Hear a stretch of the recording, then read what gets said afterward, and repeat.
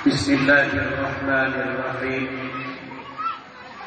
Assalamualaikum warahmatullahi wabarakatuh. Assalamualaikum warahmatullahi wabarakatuh. Alhamdulillah. Alhamdulillahi wahdah. Sadaqa wa'dah.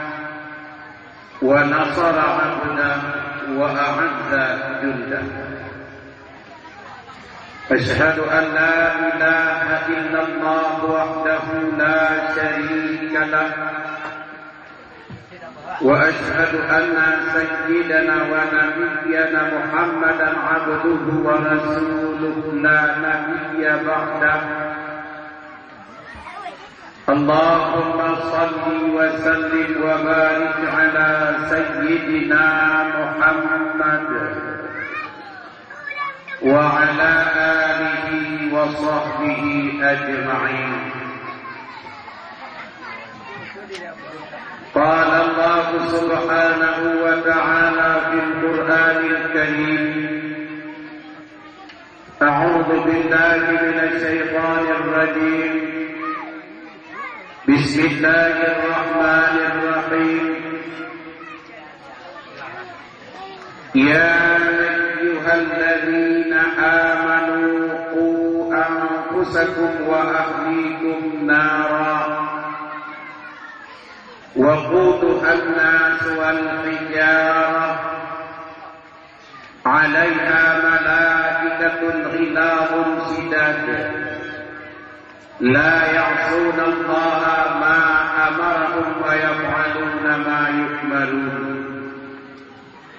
وقال رسول الله صلى الله عليه وسلم علموا أولادكم فإنهم مخلوقون لزمان غير زمانكم. صدق Allahul Azim. Pertama sekali, puja beserta syukur marilah sama-sama kami serahkan ke hadirat Allah Subhanahu wa Ta'ala dengan limpahan rahmat dan karunia-Nya jualah. Gedanya mandang memberikan nikmat iman dan Islam, mantap menitip kesehatan jasmani dan rohani kepada kita yang bersama, sehingga dapat mengikuti acara sejak malam pertama hingga malamnya malam berakhir.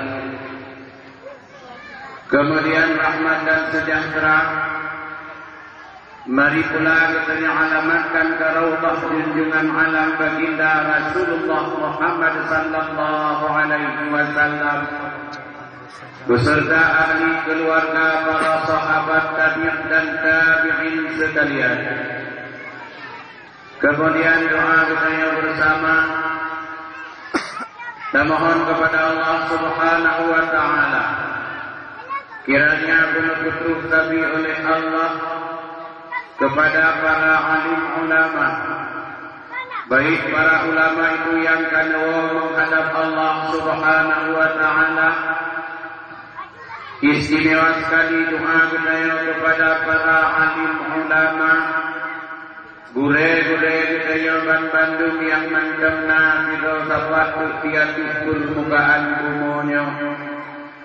Mudah-mudahan beliau selalu diberi kesehatan jasmani dan rohani dan tetap semangat dalam meneruskan estafet perjuangan Rasulullah sallallahu alaihi wasallam di tengah-tengah umat.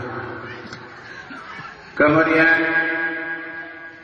kata-kata kemuliaan dan penghormatan yang bertuan hormati Bapak Ketik selaku pimpinan kampung, Sekdes, Kaur, Kasih, Kadus, Tuhapus,